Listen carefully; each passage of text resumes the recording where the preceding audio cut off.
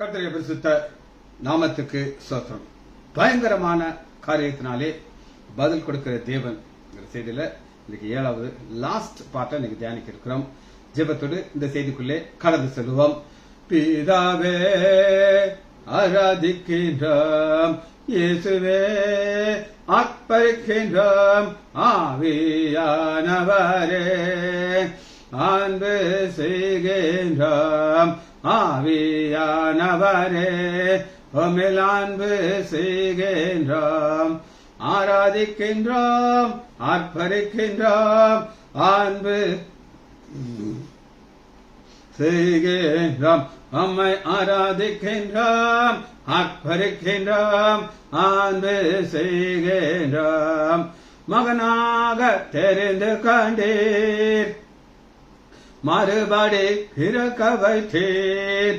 மகனாக தெரிந்து கண்டீர், மறுபடி பிறக்க வைத்தீர். ராஜாக்களும் நாங்களே, ஆசாரியரும் நாங்களே. ராஜாக்களும் நாங்களே, ஆசாரியரும் நாங்களே. ஆராதிக்கின்றோம், ஆர்ப்பரிக்கின்றோம், அன்பு செய்கின்றோம், உம்மை ஆராதிக்கின்றோம், ஆர்ப்பரிக்கின்றோம், அன்பு செய்கின்றோம். பரிசுத்தர் பரிசுத்தரே, பரலோக ராஜாவே, பரிசுத்தர் பரிசுத்தரே, பரலோக ராஜாவே, எப்போதும் இருப்பவரே, இன்மேலும் வருபவரே, எப்போதும் இருப்பவரே, ஐயா இன்மேலும் வருபவரே. ஓபாபாரா லிபரரா ரிகரா ரிகஷபரா ஓபரா ஓபரபரா ஒப்பரா ரிகரிபரா அகநக அகநகரா அவரரரரரரரா.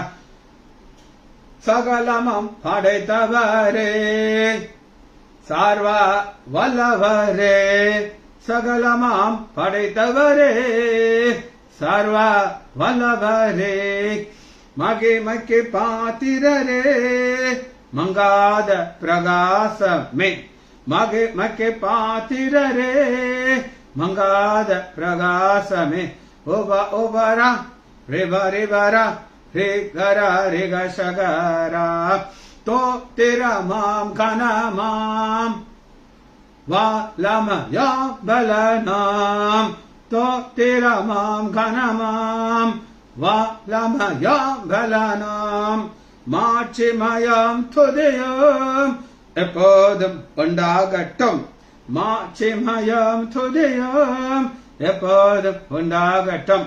லகரபரா லிகரகரா லிப்பரா ரிகரரரா உபரா ரப உபரா உப்பரா ரிக உப்பரா ரிக மக ரிக மகரா ரிகரக ரிகரரரா.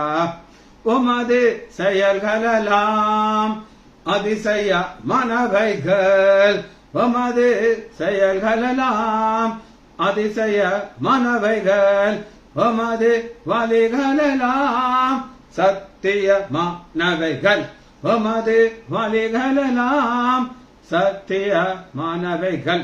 இயேசுவே நாமத்தினாலே ஜெபங்களின் பிதாவே, ஆமென். Balasundari praise the lord. இப்ப ஆசம் காட், மகா பயங்கரமான தேவனுடைய கிரிகளை நம்ம பார்த்து இன்னைக்கு கடைசி செய்தி, லாஸ்ட் செய்தியை நம்ம பார்க்கணும். இந்த செய்தியை நம்ம எங்க இருந்து ஆரம்பிச்சோம் அப்படின்னு கேட்டீங்கன்னா, சங்கீதம் 65வது அதிகாரம் 5வது வசனம். இதான் கீ வசனம். சங்கீதம் 65:5. எங்கள் ரட்சிப்பின் தேவனே, ரட்சிப்பின விடுதலை கொடுக்கிற தேவனே, நீர் பயங்கரமான காரியங்களை செய்வதனாலே, பேசுறது கிடையாது, நான் அப்படி செஞ்சிருவேன் இப்படி செய்கிறதுனாலே எங்களுக்கு நீதியுள்ள உத்தரவு. சரி, இப்ப இன்னைக்கு திருமகள் வார்த்தை எங்க இருந்து வருது அப்படின்னு கேட்டீங்கன்னா, உபாகமம் எடுத்துக்கொள்வோம். நம்முடைய தேவன் யார் அப்படின்னு ஒரு கேள்வியை கேட்டீங்கன்னா, உபாகமம் 7வது அதிகாரம் 21வது வசனம். நம்முடைய தேவன் யார்? உபாகமம் 7:21. அவர்களை பார்த்து பயப்பட வேண்டாம், உங்கள் தேவனாய கர்த்தர் உங்களுக்குள்ளே இருக்கிறார், அவர் வல்லமையும் பயங்கரமான தேவன். அவர் வல்லமையும் பயங்கரமான தேவன். பயங்கரங்கிறது வேற, வல்லமைங்கிறது வேற.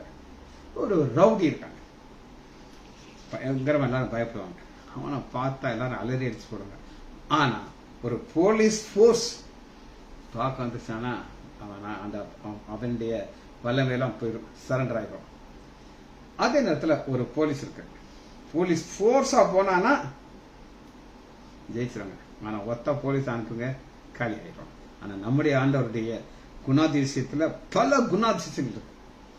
சர்வ வல்லவர், பரிசுத்தர், வானத்தின் பூமி எக்ஸெட்ரா எக்ஸெட்ரா போயிருக்கு. ஆனா இன்னைக்கு நம்ம கடைசி செய்தியாக தியானிக்க போகிற அவருடைய குணாதிசயம் என்னன்னா, உபாகமம் 7வது அதிகாரம் 21 வசனம். அவர் வல்லமையும் பயங்கரமான தேவன். வல்லமையும் பயங்கரமான தேவன்கிறவர் என்ன செய்வார் அப்படின்னு கேட்டீங்கன்னா, 23வது வசனம், அவர்களை மிகவும் கலங்கடிப்பார். கலங்கடிக்கிறா என்ன சொல்லுங்க பார்ப்போம். ஒரு சம்பவத்தை தியானிச்சு திரும்ப பார்ப்போம். செங்கடல் முன்னாடி இருக்குது, இஸ்ரேல் மக்கள் அதுக்கு முன்னாடி நிக்கிறாங்க, அது மூடி இருக்கு. அவங்களுக்கு ஒரே பயம், ஆண்டவர் நோக்கி ஜெபிக்கிறாங்க, ஆண்டவரே எங்களுக்கு உதவி செய்யுங்கன்னு சொல்லி. ஆண்டவர் செங்கடலை 2 பிளக்கிறார். பிளந்த உடனே செங்கடலுக்குள்ள இஸ்ரேல் மக்கள் கால் நனையாமல் நடந்து போறாங்க. பின்னாடி ராணுவம், எய்த் ராணுவம் நடந்து பிடிக்கிறதுக்கு எத்தனாலும் பிடிச்சிடலாம். ஆனா ஆண்டவர் பயங்கரமாக இறங்கிட்டார் ஆக்ஷன். எப்ப அவர் யுத்தத்துல வந்துட்டாரோ எகிப்து ராணுவம் ஆடிருச்சு. சப்பா, சர்வ வல்லவர் யுத்தத்தில் இறங்கிட்டாரே அப்படின்னு சொல்லி அதைத்தான் நம்ம இங்க பாக்குறோம். அவர்களை மிகவும் கலங்கடிப்பார். சரி, கலங்கடிக்கிறது அந்த நேரத்தில் யாருமே எதுவும் பேச முடியாது. அவங்க என்ன சொல்லுவாங்க, எங்க சோழியம் முடிஞ்சிருச்சுன்னு சொல்லி. 24வது வசனம், உனக்கு எதிர்த்து நிற்க மாட்டார்கள். யாருக்கு எதிர்த்து நிற்க மாட்டார்கள்? எந்த பயங்கரமான தேவனுடைய பிள்ளைகளோ. மோசே செங்கடலா, மோசே சொல்ற ஆண்டவர் கோலை நீட்டு, சமுத்திரத்தை 2 பிளந்து விடு அப்படிங்கிறார். பிளக்குமா? எஸ்.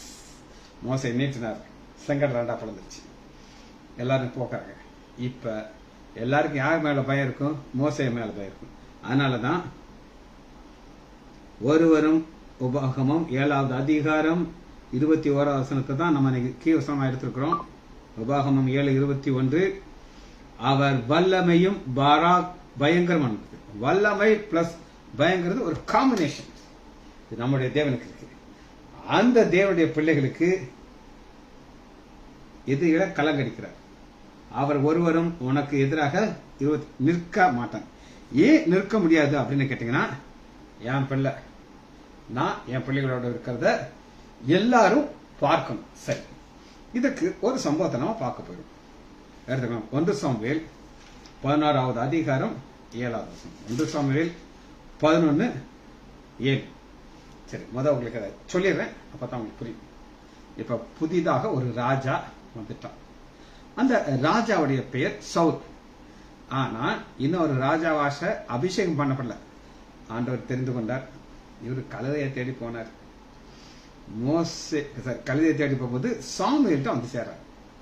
கேள்விப்படுறாங்க, இங்க ஒரு தீர்க்கதரிசி இருக்காராம், அவர்கிட்ட போனா நம்ம கழுதை எங்க இருக்குன்னு சொல்லிடுவாங்கன்னு போனாங்க.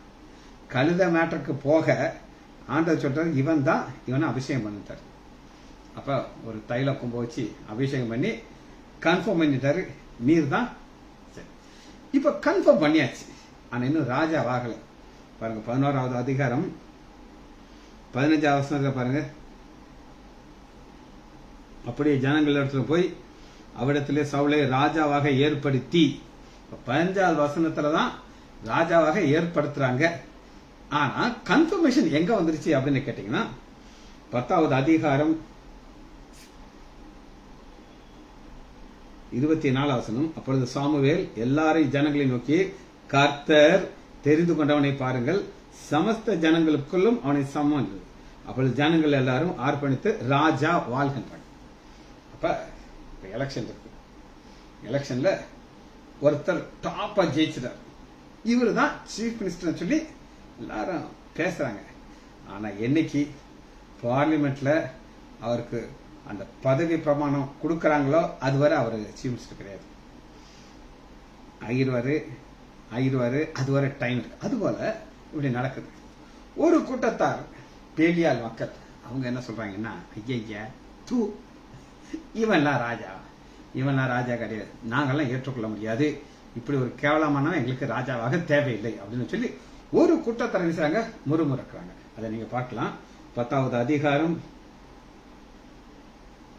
25. சவுலும் கிபியாலுக்கு தன் வீட்டுக்கு போனான். ராணுவத்தின் தேவன் எவர்களை எவனாலும் அவர்களுக்கு கூட போனார்கள். ஆனாலும் நாளே ஒரு குக்கி வந்துருச்சுன்னு அர்த்தம்.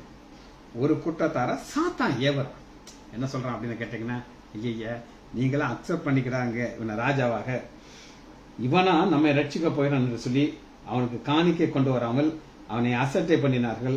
அவனோ காது கேளாமல் போட்டிருந்தான். இது ஒரு பயங்கரமான ஒரு குணாதிசயம். இது மட்டும் உங்களுக்கும் எனக்கு இருந்துருச்சுனா சூப்பரான வாழ்க்கை வாழும். உங்களை என்ன பேசினாலும் காது கேட்கலையா, என்ன சொல்றோம் எனக்கு காது கேட்கல அப்படின்னு சொல்லி நம்ம நைசா தப்பிச்சுக்கலாம். ஆனா சவுலுக்கு கொஞ்ச நாள் தான் இந்த ஹேபிட் இருந்துச்சு, இந்த நல்ல குணம் இருந்துச்சு. திரும்ப அந்த வசனத்தை வாசிக்கிறேன், அருமையான வசனம். 1 சாமுவேல் 10வது அதிகாரம் 27வது வசனம். இந்த இவன் பேலியால் மக்கள் இவனா நம்ம காணிக்க கொண்டு வரல, அசட்டை பண்ணிருக்காரு. அவனோ காது கேளாம. ஆனா பிரச்சனை காது கேட்டோட பிரச்சனை வந்துருச்சு. கொஞ்ச நாள் ஆயிடுச்சு, கோலியாத் வர்றான், தாவீது ஜெயிக்கிறாரு. ஜெயிச்ச உடனே மக்கள் எல்லாம் தாவீத உயர்த்துறாங்க. சவுலுக்கு கோவம் வந்துருச்சு. சரி, அது வேண்டாம். இப்ப நம்ம எதை பார்க்க போறோம் அப்படின்னா, இப்ப நம்முடைய தேவன் ஒரு பயங்கரமான தேவன்.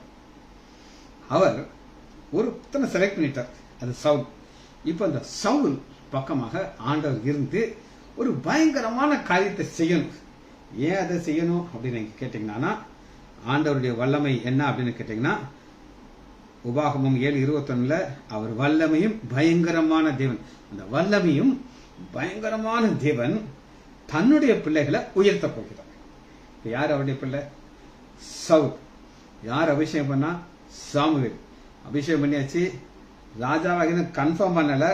ஆனா இடைப்பட்ட காலத்துல என்ன நடக்குது அப்படின்னு கேட்டீங்கன்னா, 11வது அதிகாரம் 1 வசனத்தை வாசிக்கிறேன்.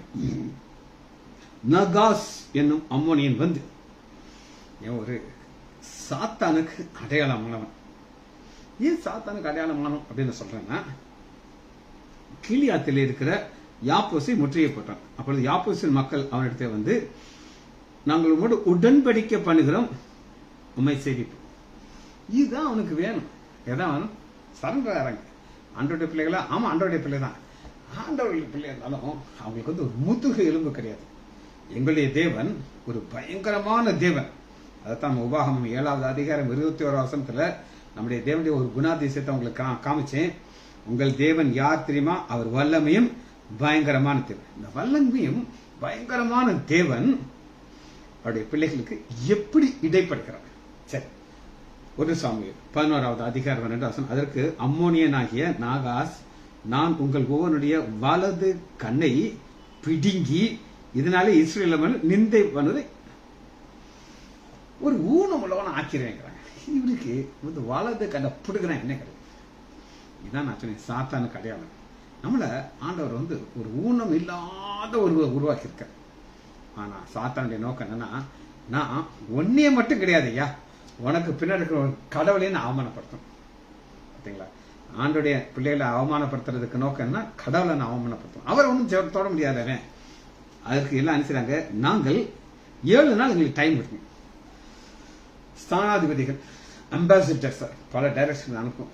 ஐயா, இப்படி நமக்கு ஒரு பிரச்சனை வந்துருச்சு, நம்ம என்ன செய்யறது? சரண்டாறதுக்கு போனாலும் அவன் சொல்றான் கண்ணை பிடிங்கிருவீங்கிறான். நீங்க என்ன செய்ய போறீங்கன்ட்டு நியூஸ் அனுப்புறாங்க. அனுப்பிட்டு 7 நாள் நாங்க வெயிட் பண்றோங்க. அதுக்கு ஸ்தானாதிபதிகள் இந்த செய்தியை சத்தமிட்டு சொல்லி ஜனங்கள்லாம் அழுதார்கள். அழுகிற சத்தம் யாரு காதுக்கு கேக்குதுன்னா சவுலுக்கு. நான் சொன்னேன், சவுலும் ராஜா ஆகல, அபிஷேகத்தான் பண்ணிருக்காரு. இவர் எங்க இருக்காரு? வயல்ல இருக்காரு பாருங்க.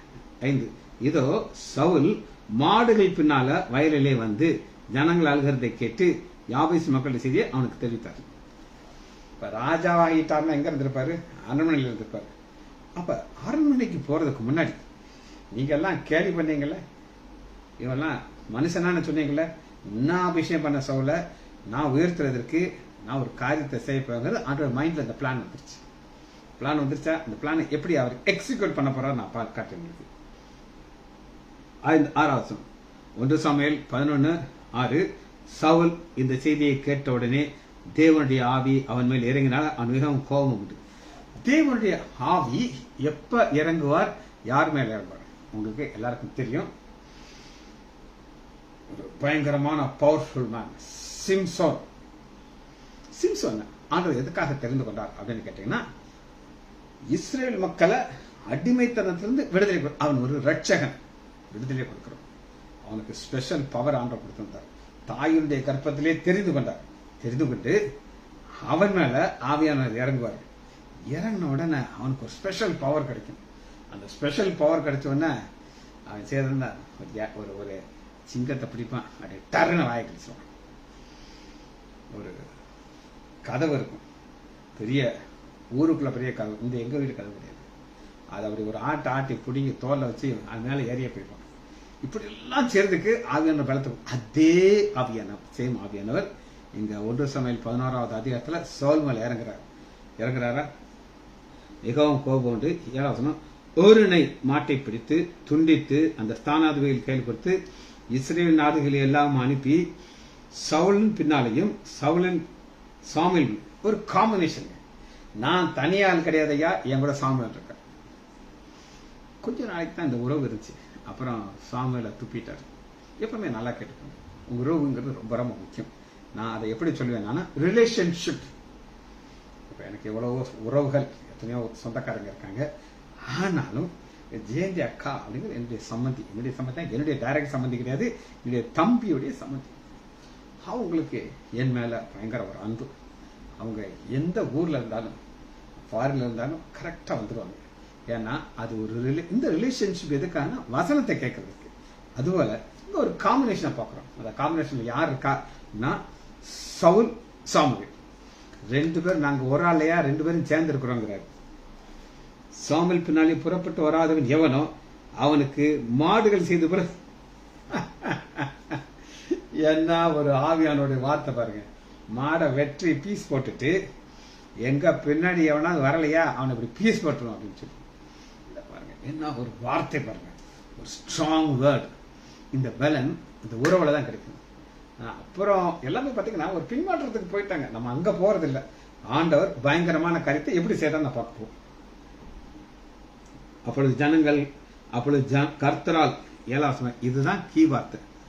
அப்பொழுது கர்த்தரால் உண்டான பயங்கரம் ஜனங்கள் மேல் வந்து ஒரு மட்டும் புறப்படும். அது என்னன்னு நமக்கு எக்ஸ்பிளேஷன் கிடையாது. ஒரு பயங்கரம் வந்துச்சு. செங்கடலுக்கு முன்னாடி ஒரு பயங்கரம் வந்துச்சு, கடக்கும் போது பயங்கரம் வந்துச்சு. அதுபோல எனக்கு ஒரு பயங்கரம். இந்த பயங்கரம் வந்த உடனே எல்லாரும் பயந்துட்டாங்க. இப்ப இது நடக்குமா நடக்காத யோசிச்சு பாருங்க. எவன் வரலையோ இந்த மாதிரி பீஸ் போட்டு நடக்குமா? நடக்காது. ஆனா ஆண்டவர் ஒரு பயங்கரத்தை அவங்க இருதயத்துல போட்டனால வந்த ஸ்தானாதிபதிகள் அவர்கள் நோக்கி, நாளை வெயில் ஏறுவதற்கு முன்னே எங்களுக்கு ரட்சிப்பு கிடைக்கும் என்று கீழியாத்தின் யாபேஸ் வந்து சொல்லுங்க. சாணை வந்து சொல்லியாச்சு. அதன் பின் யாபேஸ் எல்லாம் வந்துட்டாங்க. 16 மறுநாளிலே சவுல் 3 படையாக வகுத்து, அவன் ஒழுங்கா என்ன செஞ்சிருக்கணும், நீ அடிமையா இருக்கியா இருந்துட்டு போன்றிருக்கணும். கண்ணை நோண்டுவேனோட தான் அவங்களுக்கு கோவம் வந்துருச்சு. கிழக்கே வெளுத்து வரும் ஜாமம் வரை வெயில் ஏறும் வரையும் அம்மோனியரை முறியடித்தான். தப்பின 2 பேராகிலும் சேர்ந்து ஓடிப்பாரு, எல்லாரும் செதறிப்பாங்க. இதுதான் கர்த்தரால் உண்டான பயங்கரத்தினால அவங்க யுத்தத்துக்கு வந்தாங்க. இது ஒரு டெக்னிக்ல ஆண்டவர் செய்யறார். சரி, இதனால என்ன நடந்துச்சு அப்படின்னு கேட்டீங்கன்னா, 4வது வசனத்துல அவர்கள் சத்தமிட்டு அழுதார்கள். ஆனா அடுத்து என்ன செய்யறாங்க முடியும் போது பாருங்க, மிகவும் சந்தோஷமாக கொண்டாடினார்கள். எதற்காக கொண்டாடினார்கள்? சவுல ராஜாவாக்கியாச்சு. பாத்தீங்களா, ஆண்டவர் என் பிள்ளைய நீ கேள்வி பண்ணல, இவன்லாம் ராஜாவான்னு சொன்னீல, நான் விட மாட்டேன், இது அத்தோட விடுறது கிடையாது அப்படின்னு சொல்லி 13 அதற்கு சவுல், இன்றைய ஒருவரும் கொலை செய்ய, இன்று கர்த்தர் இஸ்ரேலுக்கு ரட்சிப்பு எழுதினார். அப்பொழுது அங்கே ராஜாவாக அபிஷேகம் பண்ணியாச்சு. இது ஒரு சம்பவம். அடுத்த ஒரு சம்பவத்தை பார்க்க போகிறோம். இந்த சம்பவத்தை பார்க்கறதுக்கு முன்னாடி வசனத்தை வாசிக்க போறோம். உபாகமம் 7:20 இதுதான் கீ வசனம். உபாகமம் 7:20. நம்முடைய தேவன் யார் அப்படின்னு நீங்க ஒரு கேள்வி கேட்டீங்கன்னா,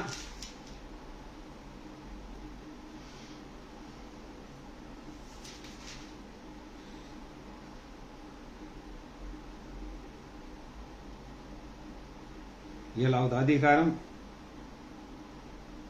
20. மீதியா இருக்கிற உங்களுக்கு தப்பித்து ஒளிந்துகளும் அழிந்து போகும்படி உன் தேவனாகிய கர்த்தர் அவர்களுக்குள்ளே குளவிகளை அனுப்புவார். இது தாங்க அடுத்த பயங்கரம். அவர் சொன்னா யார் கேட்பான்னா குளவி, கிளவி கிடையாது, குளவிகள் கேட்கும். வாசிப்போமா? ஒரு வசனம் தெரிவித்துக்கொள்ளும். யோசுவா 24வது அதிகாரம் 12 24:12. எமோரியரில் 2 ராஜாக்களை உங்கள் பட்டயத்தினாலும் உங்கள் வில்லினாலும் துரத்தவில்லை. நான் உங்களுக்குள்ளே முன்பாக குளவிகளை அனுப்பி அவர்களை உங்களுக்கு முன்பாக துரத்தி விட்டு.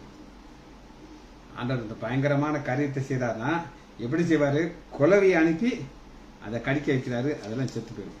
இதனால என்ன நடந்துச்சு அப்படின்னு நீங்க கேட்டீங்கன்னா, என்ன நடந்துச்சு அப்படின்னு கேட்டீங்கன்னா,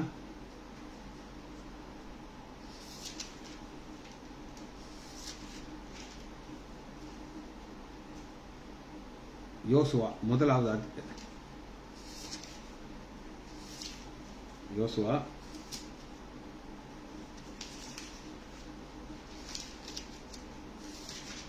2வது அதிகாரம் 10வது வசனத்துல ஒரு பெண், ஒரு வேசி சாட்சி சொல்றான். என்ன சொல்றான்னா, நீங்கள் எகிப்திலிருந்து புறப்போவது கர்த்தர் உங்களுக்கு முன்பாக சொல்றாங்க. நீங்கள் யோர்தானுக்கு சங்காரம் பண்ண எம்மோரில 2 ராஜா கேள்விப்பட்டது எங்க இருந்தேன்னா கரைஞ்சு போச்சு. 2 ராஜாக்களை ஆண்டவர் எப்படி துரத்தினார்னா குளவிகளை அனுப்பி துரத்தினார். நடந்த சம்பவத்தை நான் உங்களுக்கு சொல்றேன். கொஞ்சம் வருத்தமான சம்பவம் இருந்தாலும் சொல்ல வேண்டியிருக்கு. நடக்குமான்னு நீங்க கேட்டீங்களா? அதுதான் நான் சொல்றேன். என்னுடைய ஒரு ரிலேஷன், அவங்க ஒரு வீடு கிரேப்பிரசம் பண்றாங்க. அந்த வீடு முழுவதும் சாபமான வீடுன்னு பலர் சொல்லி நாங்க கேள்விப்பட்டோம். ஆனா நாங்க இப்படி நடக்கும்னு தெரியாது. கிரேப்பிரசத்துக்கு ஒரு அங்கி போட்ட சிஎஸ்ஐ பாஸ்டர் கூட்டம் இருக்காங்க. பாஸ்டர் வந்து ஜெபம் பண்றாரு, சாப்பாடம் ரெடி பண்ணிட்டு இருக்காங்க. திடீர்னு எங்கேயோ இருந்து குழவி கூட்டம் உள்ள வருது. சரணம் வந்து நிறைய பேரை கடிச்சிருச்சு. அந்த பாஸ்டருடைய அங்கிக்குள்ள போயிடுச்சு. அங்கிக்குள்ள போய் பாஸ்டர் பயங்கரமா கொட்டுன்னு கொட்டுது. பாஸ்டர் நேரம் ஹாஸ்பிட்டல் கொண்டு போய் சேர்த்தாங்க. அவர் இறந்துட்டார். நான் நினைச்சேன், ஷப்பா, நான் சொல்றது ஒரு பெரிய சிட்டி, ஊர் பேரை சொல்ல மாட்டேன், ஏன்னா ஊர் பேரை இருக்கு. சரி சொல்லிக்கிறேன். கோயம்புத்தூர் கேட்டு உங்களுக்கு சந்தேகம். கோயம்புத்தூர்ல ஒரு வீட்டுல இது நடக்குது. நீங்க கூட கிராமத்துல இருந்தீங்கன்னா, ஏன் கிராமத்துல இது நடக்கும் இல்லையா அப்படின்னு சொல்லலாம். ஆனா கோயம்புத்தூர் சிட்டியில மனுஷங்கள் வாழ்றதுக்கே இடம் கிடையாது. ஆனா அங்க இந்த குழவி எங்க இருந்து வந்துச்சோ மொத்தமா வந்து வீட்டுக்குள்ள வந்து காலி பண்ணிடுச்சு. பாருங்க, வசனத்தை வாசிக்கிறீங்க எப்படி இன்னைக்கு ஆண்டவர் கிரியை செய்யறாருன்னு பாருங்க. யோசுவா 7வது அதிகாரம் 20 மீதியாய் உனக்கு தப்பி ஒளிந்து கொண்டிருக்கிறதை அழித்து போகு மட்டும் உன் தேவனாய கர்த்தர் அவளுக்குள்ளே குளவிகளை அனுப்புவார். நீ பயப்படாத, கர்த்தர் உங்களுக்குள்ளே இருக்கிறார். அவர் வல்லமையும் பராக்கிரமும் உள்ள தேவன். வல்லமையும் பராக்கிரமும் உள்ள தேவன் தான் என்ன செய்றாரு? இப்ப சவுல ராஜாவாக்கிட்டார். சவுல ராஜாவாக்கி எல்லாம் ஹாப்பியா இருக்காங்க. இந்த நேரத்துல ஒரு வசனத்தை காட்டுறேன், எனக்கு ரொம்ப பிடிச்ச வசனம், அதனால சொல்றேன். யாத்ராகமம் 11வது அதிகாரம் 7வது வசனத்தை வாசனம். யாத்ராகமம் 11:7 கடைசியில பாருங்க.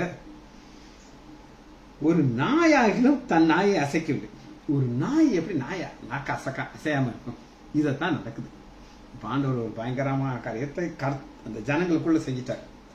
அவன் அழுதுட்டு இருக்கா, ஒப்பாரி வச்சுக்கிட்டு இருக்கான். அந்த ஒப்பாரி வச்சவங்க எல்லாம் இப்ப என்ன செய்ய ஆரம்பிச்சிட்டாங்க? யுத்தத்துக்கு போயிட்டாங்க.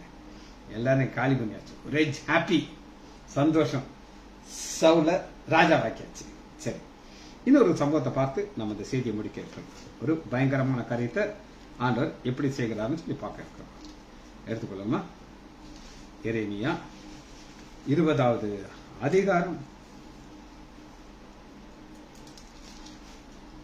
16வது. எரேமியா 20:11.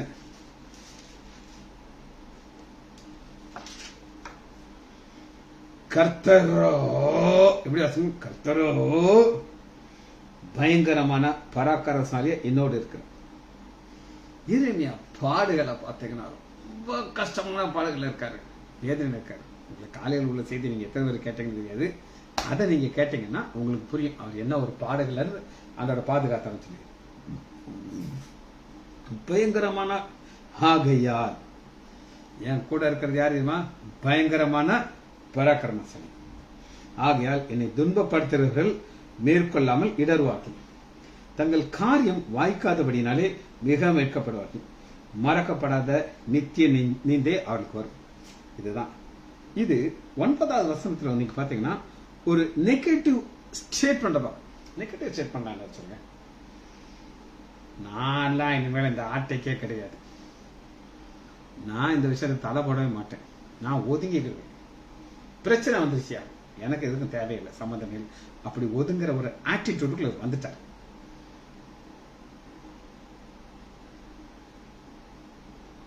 எட்டாவது சொல்ற, நான் பேசினது முதற்கொண்டு கதறுகிறேன். இவரு ராஜாக்கு நேற்று நீ காலைல சொன்னேன், பிரபு ஒரு கூட்டம் இருக்கிறாங்க, ராஜா இருக்காரு, சித்தைக்கிய ராஜா பவர்லெஸ் மேன். அவர் பேச்ச ஒரு வாயில்லாத பூச்சி எவனுமே கேட்க மாட்டான். ஒரு 4-5 ஜாலரா இருப்பாங்க, அவங்க மட்டும் தான் கேட்பாங்க. பிரபுக்கள் தான் பவர்ல இருக்காங்க. அதனால நான் பேசினது முதற்கொண்டு கதறுகிறேன். கொடுமை என்று பால் கடிப்பு என்று சத்தமிட்டு கூறினேன். நான் கூறின கர்த்தருடைய வார்த்தை நாள் முதலும் எனக்கு நிந்தையும் பரிகாசம். இதாங்க பிரச்சனையே. இவரு முதவே சொன்னாரு, ஆண்டவரே நான் ஆட்டைக்கே இல்லை ஆண்டவரே, நான் ஆசாரியன் ஃபேமிலியில் இருக்கேன், எனக்கு டெய்லி சமூக தப்பம் ஃப்ரீயா கிடைக்கும், சாப்பாடு பொரிச்ச பணியாரம் கிடைக்கும், நான்வெஜ் ஆடு மாடு பலியானா எனக்கு ஒரு போர்ஷன் கிடைக்கும், இப்படியே இருந்துக்கிறேன்னு சொல்லி அந்த ஆண்டவர் நான் உன்னை பாதுகாப்பேன் அப்படின்னு கூட்டிட்டு வந்துட்டாரு. இப்ப ஆண்டோடைய வார்த்தையை சொல்ல சொல்ல சொல்ல என்ன நடக்குது அப்படின்னு கேட்டீங்கன்னா வன்வாசம் ஒரு நெகட்டிவா ஒரு டிசைட் பண்ணிக்கிறாரு. இந்த பிரச்சனை எனக்கு வேண்டாம், ஆதலால் நான் அவரை பிரஸ்தாபம் பண்ணாமலும் இனி கர்த்தருடைய நாமத்தினாலே பேசாமல் இருப்பேன் என்று காப்செட் நீ நான் வாயை திறக்க மாட்டேன். இதுதான் நெகட்டிவ். இப்ப இப்படி நெகட்டிவ் சூழ்நிலையில் இருக்கிறதுக்கு அடுத்த ஸ்டேஜ்ல ஆண்டவர் என்ன செய்யறாரு அப்படின்னு கேட்டீங்கன்னா, ஆனாலும் அவருடைய வார்த்தை என் எலும்புகளை அடைப்பட்டு எரிகிற அக்னியை போல் என் இருதயத்தில் இருக்கிறது, அதை சகித்து இலக்கிய எனக்குள்ள போகும். அப்ப அந்த பயங்கரமான காரியத்தை எரேமியாவுடைய இருதயத்துக்குள்ள செய்யறாங்க. பெருமைக்காக நான் சொல்லல, இதுதான் நடக்கிறது. திங்கக்கிழமை வியாழக்கிழமை சாயங்காலம் ஒரு செய்தி, டெய்லி காலையில ஒரு செய்தி. யாக்கோபு கடைசி அதிகாரத்துல வந்தாச்சு, அடுத்து என்ன அதிகாரம் ஆரம்பிக்க போனா ஆண்டு என்கிட்ட சொல்றாரு. பிலிப்பியர் சொல்றாரு. பிலிப்பியர் எனக்கு ரொம்ப பிடிச்ச சப்ஜெக்ட். பிலிப்பியர் தான் சொல்லணும்னு நினைச்சேன், ஆனா ஆவியானவர் யாக்கோபை கொண்டு வச்சிட்டாரு. ஆனா யாக்கோபு அப்படி ஒரு வெளிச்சத்தை ஆண்டவர் எனக்கு கொடுத்தாரு. உங்களுக்கு என்ன கொடுத்தாரு எனக்கு தெரியாது. ஆனா இப்ப நம்ம பாக்குறது என்ன பாக்குறோம்னா, பயங்கரமான காரியத்தை ஆண்டவர் எரேமியாக்குள்ள செய்யறாரு. காப்சிப்னு இருப்பேங்கிறாரா, உள்ள ஏரியா இருக்கு. அல்சர் வந்து கபகபன காந்தும், அதை சகிக்க இழைத்து போனேன், எனக்கு பொறுக்க மாட்டுச்சு. அநேகர் சொல்லும் அவதூறை கேட்டேன், பயம் சூழ்ந்திருக்கிறது, அறிவிங்கள், அப்பொழுது நான் அதை அறிவிப்பேன். என்னோட சாயலாச்சிருங்க. இப்ப இந்த நேரத்துல தான் 16 ஒரு வெளிப்பாடு கிடைக்குது. ஆடா என்னையா எரேமியா அவருக்குள்ளே சொல்றாரு, வேற யாரும் கிடையாது. எரேமியா சொல்றாரு, நீ என்ன லூசா? யார்கிட்ட சொல்றாரு? அவர்கிட்ட சொல்றாரு. எங்கூட யாரு இருக்கா தெரியுமா? கர்த்தரோ பயங்கரமான பராக்கிரமசாலி என்னோடு இருக்கிறார். ஆகையால் அதனால என்ன ஆயிடுச்சு அப்படின்னு கேட்டீங்கன்னா, 21வது அதிகாரத்துக்குள்ள வந்த உடனே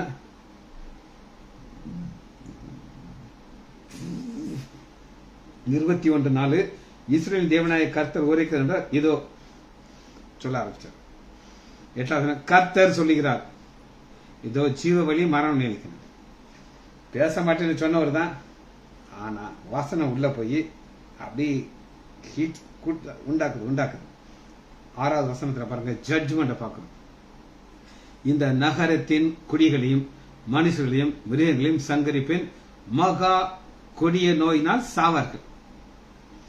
சொன்னவர் என்ன சொன்னாரு? இனி நான் வாயவே திறக்க மாட்டேன், நான் லூசா நான் பேசுறதுக்குங்கிறாரு.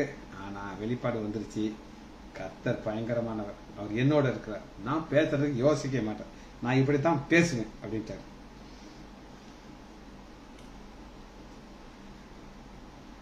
7வது வசனம் பாருங்க. இப்ப சித்தைக்கு ராஜாட்ட பேசுறாரு. ராஜாட்ட பேசும்போது பயம் இருக்குமா?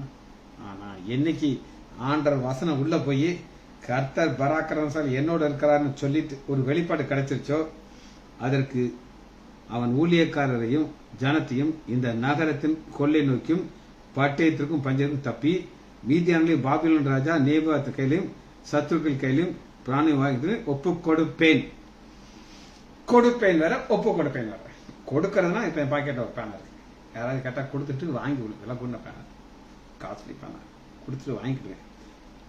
ஒரு காணிக்கைய கொடுத்தாச்சுன்னா அப்புறம் நம்ம கேட்க வேண்டாம், அது ஒப்பு கொடுத்தாச்சு. என்னன்னா செய்ய. ஒரு பிச்சைக்காரன் இருக்கான், அவனுக்கு ரூபாயை கொடுக்குறீங்க, என்னத்தையோ கொடுக்குறீங்க, அவன் பசிக்குதுன்னு சொல்றான், அவன் பீடி வாங்கி கொடுத்தானா எனக்கு கேட்க முடியாது, கொடுத்தாச்சு, அவன் என்னதான் செய்யலாம், அதான் ஒப்பு கொடுக்கிறது. அவன் ஒப்பு கொடுக்கிறான். அவன் அவர்களை தப்ப விடுவதும் இல்லை, மன்னிப்பதும் இல்லை, இறங்குவது கர்த்தர் உரைக்கிறார். உரைச்சிட்டு 2 வழி வச்சிருக்கேன்ப்பா, ஜீவ வழி மரண வழி என்று கர்த்தர் சொல்லுகிறார். கர்த்தர் சொன்னதை அப்படி சொல்றதற்கு என்ன தேவை அப்படின்னு கேட்டீங்கன்னா ஒரு ஸ்ட்ரென்த். 39வது அதிகாரம் 1 வசனத்துல பாருங்க, ஆண்டவர் சொன்ன மாதிரி நடக்குது. 39 சித்தைக்கு அரசாண்ட 9ஆம் வருஷம் 10வது மாசத்துல நேபுகாத்நேச்சர் வர்றாங்க. வந்து 2வது வசனம், சித்தைக்கு அரசாங்க மதில் கோட்டை உடைச்சாச்சு, உள்ள வந்தாச்சு, விரட்டிக்கிட்டே போய் எந்த பிரபுக்கள் எரேமியா கொலை செய்யணும் பிளான் பண்ணாங்களோ அவங்க நிலைமையை பாருங்க. 6வது வருஷம் 39:6, பின்பு பாபிலோன் ராஜா ரிப்லாவிலே சித்தைக்கன் குமாரரை வெட்டி யூதா பிரபுக்களை அனைவரும் பாபிலோன் ராஜா வெட்டி. எந்தெந்த பிரபுக்கள் எரேமியாவை கொல்லணும்னு சொன்னாங்களோ அந்த துறவுல தூக்கி போட்டாங்களோ அத்தனை பேர் காரணம். கர்த்தர் பயங்கரமானவர், அவர் கூட இருக்கிறார். ஜெபிச்சு முடிப்போமா? மகா இரக்கமும் கிருபையும் உள்ள பிதாவே, துதிக்கிறோம் ஐயா. ஆசம் காட் செய்தி என்ற கடைசியான 7வது செய்தியை சொல்ல கிருபை பாராட்டுகிறேன் ஐயா. வானத்தையும் பூமியை முடிந்தவர் ஒரு பயங்கரமான தேவனாக இருந்து எங்களோட கூட இருக்கிறதுக்கு நன்றி ராஜா. பிள்ளைகள் ஒவ்வொருவரையும் என் ஆண்டவராகிய இயேசு கிறிஸ்துவின் நாமத்தினாலே ஆசீர்வதிக்கிறேன். இயேசுவின் நாமத்தினாலே ஜெபங்களின் பிதாவே, ஆமேன், ஆமேன், ஆமேன்.